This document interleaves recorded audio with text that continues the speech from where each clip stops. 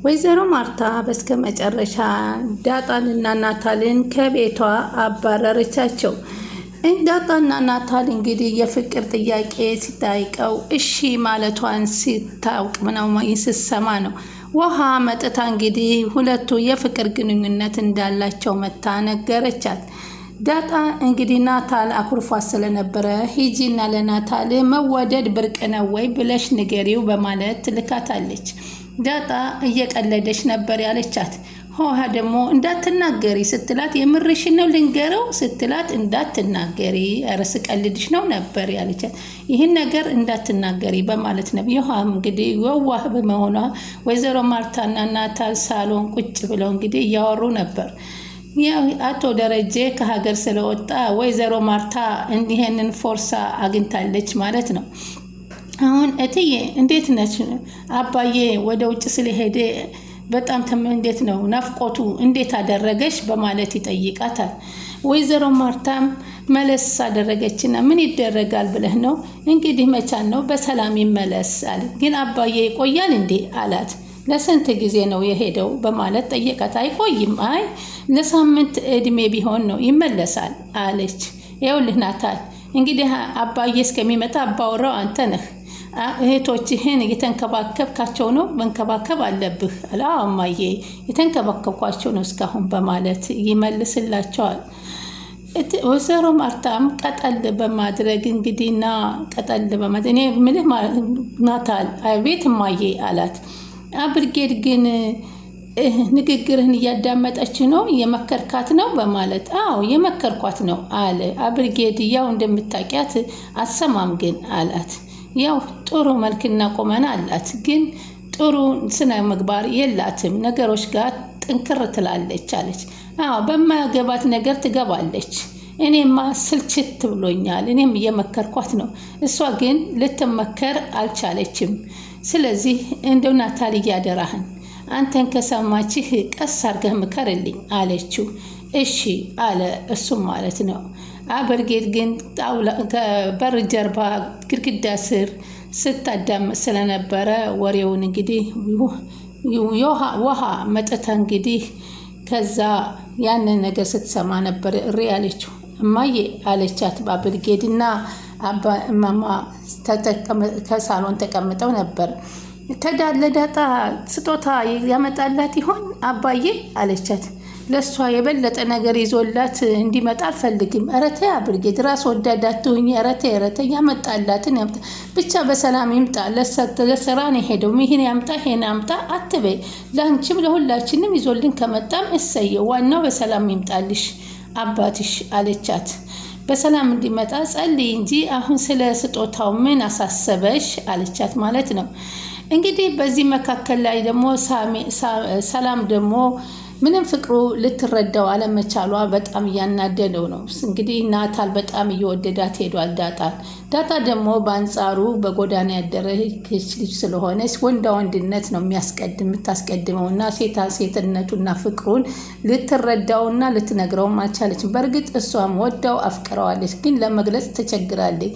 በዚህን ሰዓት እንግዲህ ለሰላም ሄዶ ሲነግራት ሰላም ደግሞ እመነኝ ለሁለት ቀን አኩርፋት እንዴት ነው እሷ እኮ የምትኮረፍ ልጅ አይደለችም ስትልም፣ ግን ችግር የለም በዛው አኩርፋይ ብትቀርስ እያለ ሲላት በእኔ ይሆንብህ ያኮረፍካት ጊዜ የዛኔ ጭንቀቱን ስትጨናነቅ ስታያት እውነት ማፍቀሯን ታውቃታለህ በማለት ነበረ ያስጠነቀቀችው። እንግዲህ ዳጣ ያቺ አብርጌድ እንግዲህ እዛው ጣል አደረገችና እማዬ አለቻት። አቤት ልቤን ድክም አደረግሽ የኔ ልጅ ምን ሆንሽ አሏት። አይ አሁን አባዬ የለም፣ ስለዚህ ይሄንን አጋጣሚ ተጠቅመን ስለ ሰላም አባትነት ለምን ዳጣና ሰላምን እናፋጠጣቸው? የኔ ልጅ ምንም ብለን እናፋጣቸው? ምን እያልን ነው የምናፋጣቸው አለቻት። ተይ አብርጌድ ተይ አይደለም አለች። በቃ ሰላምንም የልጇ አባት ማን እንደሆነ ዳጣም አባቷ ወላጅ አባቷ ማን እንደሆነ እናስገድዳትና ለምን እዚህ ቤት እንደፈለገች መቀመጥ እንጠይቃት አለቻት። ማን ነው ትክክለኛውን አባቷና ከየት እንደመጣች እንጠይቅ። አይ እባክሽ አብርጌድ በማያገባሽ አትግቢ፣ አሁንም እዛው ነገር ላይ ነሽ አለቻት። የኔ ልጅ በማያገባሽ ስትገቢ ጥሩ አይደለም። ሰው በማያገባው ከገባ ትልቅ ችግር ውስጥ ይገባል። ይህን ተረጂ። ኧረ ተይ አብርጌድ፣ ኧረ ተይ እናትና አባትሽ የሚሉሽን ምክር ለምንድን ነው የማትሰሚው አለች። ለራስሽ እኮ ነው የሚጠቅምሽ ብትሰሚ። ይኸውልሽ አንድ ምሳሌ ልስጥሽ። አንድ ሰውዬ እኛ ጎረቤት ነበረ። አንድ ከመንገድ ላይ መኪና ቆሞ ያገኛል። ያ መኪና ደግሞ የቆመው መካከል ቦታ ላይ ነው። አስፓልት ላይ ነው የቆመው። ከሱ ምንም የደረሰበት የለበትም። ያ መኪና የቆመው ፍሬም በጥሶ አቆመውት ነው የሄዱት። ሰውየው ግን ለምን ይሄ መኪና እዚህ ቆመ፣ ለምን ይቆማል ብሎ አስፓልት ላይ ቆመ ብሎ በማያገባው መታገል ጀመረ። ያንንም መኪና ገደል እሰዳለሁ ብሎ ሲያስብ አለ። በዚህን ጊዜ አካኪ ዘራፍ ማለቱን አስቆመው። ሰዎቹም አላፊ አግዳሚዎቹ ኧረ ተው ምን አደረገ ይሄ መኪና?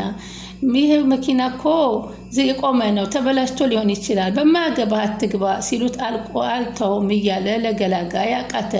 ከዛም በኋላ እንግዲህ እምቢ ሲል ጊዜ መኪናውን የተደገፈበትን ብድግ ሲያደርገው መኪናው እሱ ላይ ላዩ ላይ ወጣና ህይወቱ ተጎዳ ሰውየው። አየሽ እንደዚህ ነው።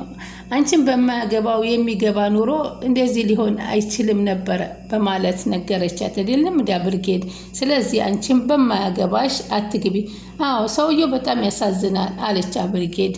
ከዛም ወይዘሮ ማርታ ቀጠል አደረጉና አዎ የኔ ልጅ ስለዚህ እባክሽ በማያገባሽ አትግቢ፣ በቃ ታያቸው፣ እኛ አናሳውቅም ካሉ አናሳውቅም ነው።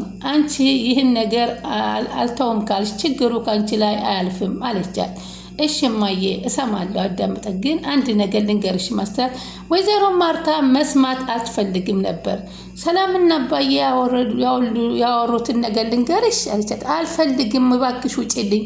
እፍ ምን አይነት ነው? ኧረ ልቤና ደከምሽው ምን አይነት ናት? በማለት እንግዲህ ትናደዳለች። ከዛም በኋላ እንግዲህ ይህ ነገር ሁሉ እያለ ዳጣ እንግዲህ ሄዶ እንዴት ነው አዲሱ ቤት ገብተዋል ማለት ነው። አዲሱ ቤት እንዴት ነው ተስማማሽ? በማለት ነበረ የጠየቃት።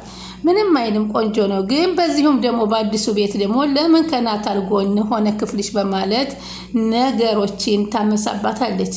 እና ይሄን እኮ እማዬና አባዬ ናቸው እዚህ ተኛ ያሉኝ ስትላት፣ በፍጹም ይሄ ክፍል ባዶ መሆን አለበት፣ አንቺም አተኝበትም፣ አንቺ ውሃ መውጥ አለባት እዚህ የምተኛው ስትላት፣ ውሃ እኮ ከአባዬ ጎን ነው ብላለች እና ከናባዬ ጎን ብላለች በማለትም የተጣሉ ነበር። ከዛ ናታልም ሄዶ ወደ እሷ ጠጋለና እንዴት ነው አዲስ ቤት ተስማማሽ አላት። ቆንጆ ነው፣ እባክህ ኧረ እባክህ እኔ እዚህ ላይ ተጨናንቄ ያለው አትምጣልኝ። ይሄውልህ ምን አይነት ፍቅር እየሰጧትን ያብርጌድ፣ እሷ ፍቅር አትሰጠኝም፣ እዚህ ክፍል ውጪ እያለች ነው አላት። አይደለም እዚህ ክፍል እኮ አብርጌድ ከቤቱ ሙልቅ እንድትይላት ነው የምትፈልገው ብሎ አስረዳት ማለት ነው ናታን ለዳጣዬ። ዳጣዬ አንተ ነህ ምክንያቱ ለዚህ ሁሉ አለች። ለዚህ ሁሉ ነገር አንተ ነህ ጦሴ ነው የምትይ? በእሱም ቢሆን መድኃኒት አለው አላት። ምንድን ነው መድኃኒቱ አላት። መድኃኒቱን እነግርሻለሁኝ አላት። ከዛ በኋላ እንግዲህ በማያገባሽ አትግቢ ግቢ በማለት እሷም ሰላም መናገር ካልቻላት አያገባንም፣ ለምን አያገባንም እያለች ነበረ። አሁን እሱ ቀጥታ ልትረዳው ስላለች ወደ እሷ ቤት ወደ ሰላም ኪችን ሄደና ኪችን ላግዝሽ እያለ ሲላት፣ እባክህ እኔ ባናግራት እኮ በቃ ልተዋት ነው፣ ፍቅሬ ልትቀበለኝ ሊገባት አይችልም አላት። አኩርፋት አለችው። እኔ እኮ እሷን ምርጥ እህቴ ናት፣ ላኮርፋት አልችልም ማለት። ሰላምዬ ሁሉም ነገር እኮ ተመሳሳይ አይደል፣ ዳጣ ለየት ያለች ልጅ ናት እኮ፣ በቃ እኔም ብቻ ሳይሆን ከናካቴው እንደዚህ ነገር ምትወዳ አይመስለኝም አለው። ዳጣ እኔ እርግጠኛ ነኝ አለችው። ዳጣ 100% ትወዳለ አለች ሰላምዬ። ግን ተጣላት፣ አኩርፋት፣ ዝጋት። እንዴ ጸብ መዘጋጋት ምን ያደረገችኝና አለ ናታል። በቃ እኔ የምልህን ስማ፣ አሁን ስታኮርፋት ዝጋት ምናምን ስታደርጋት እዛ በኋላ ምን እንደሚፈጠር ያውቃለሁ አለችው። እኔ እሷን መዝጋት አልችልም ሰላምዬ፣ ዳጣ ደግሞ የምትዘጋ ልጅ አይደለችም። ለራስ ስትል እኮ ነው ይሄ ነው የምታደርገው፣ ትልቅ መፍትሄ ነው፣ ምን እንደሚፈጠር ታያለቱ መሰላም አይደለውም አለችና፣ ይሄን ደግሞ እኔ የልጆችን ባህሪ ያጣሁት ነገርኩህ።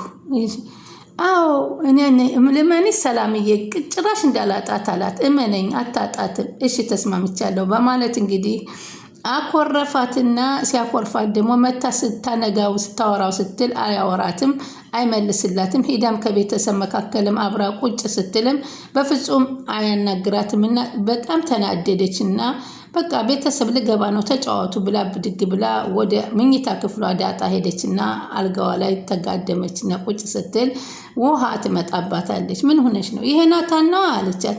ይህ ናታን ምን አደረገሽ ስትላት እንግዲህ ይህ ናታንማ ያደረገኝን ነገር ብነግርሽ እንዴ አላበዛውም እንዴ አለቻት። ምን አደረገሽ አለቻት ስትላት አይ በቃ ያደረገኝን ያውቃለሁኝ፣ ግን አሁን ስትይው አንተ ሲወዱህ አይገባህም እንዴ ብለሽ ንገሪው። ልንገረው? አረ እንዳትናገሪ ደግሞ ነግሬሻለሁኝ አላት ማለት ነው። እሷም የዋህ ስለሆነች እንግዲህ ሄደችና ሁሉን ተናገረች። ማርታ የምትፈልገው ናታል አብርጌድን እንዲያገባላት ነበር። አብርጌድ እንዴት ናት አሁን ሲና አብርጌድ እኮ ጨዋ ናት፣ ጥሩ ናት አላት። በዚህ ጊዜ በጣም ደስ አላትና ከዛ በኋላ ያንና መጥታ ስትናገርባት አብርጌድ ተለጥፋ ነበርና ሩጣ መጣች። አቤት ናታልና ዳጣን ተኮራርፈው ሲታዩ እንዴት እንደሚያስቁ አይኑን ታያለች። እሱ ደግሞ ኮስተር በጣም ተናዳ ነበር፣ ብድግ ብላ ሄደችው ማለት ነው። ሆኖም ግን ያ መጨረሻ እንግዲህ ናታን የዳጣ ብቻና ብቻ ነው። ግን ወይዘሮ ማርታ ወንድ ልጅ ባለመውለዴ ለደረጀ በጣም ይጸጸተኛል በማለት ስትናገረው፣ ወንድ ልጅ ታዲያ አሁን ሳትወልጂም እንዴ? አይ ካሁን በኋላማ አልወልድለትም መውለድ አልችልም እያለች ነው።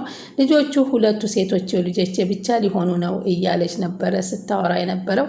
እንግዲህ ሰላም ወንድ ልጅን ድብ ታረጋለች ማለት ነው። እንግዲህ አቶ ደረጀ ከፖርቹጋል ሲመለሱ ሰላም ወንድ ልጅ ደግሞ በነገራችን ላይ ሳናገራችሁ አብርጌድ መሰርሰሯን አላቆመችም እና አባዬ ዱባይ ሄደው መቼ ነው ስትል ናታልን ትጠይቀዋለች። ምን አስፈለገች ሲላት 7 ወር ሆነው መሰለኝ ሲለው ልክ ነው በቃ ሰላም 7 ወር ሆናት ማለት ነው ብላ ስትነግረው፣ አንቺ ተይ አባትሽን ነውር አትደብቂም ወይ? የሰው ነውር ያልደበቀ የራሱን ነውር አይደበቅለትም። ኑህ አባቱ ወድቆ 3 ልጆቹ መጥተው አንዱ አባታችን ወርቋል ብሎ ራቁቱን ሲያየው ሲናገር፣ ሌሎቹ ግን ልብስ አልብሰውት ሄዱ። ስለዚህ አንድ የአባትን ነውር የሰውን ነውር የደበቀ የራሱ ነውር ይደበቅለታል በማለት ነገራት። ቀጣይ እስከምንገናኝ ሰላም ሁኑልኝ።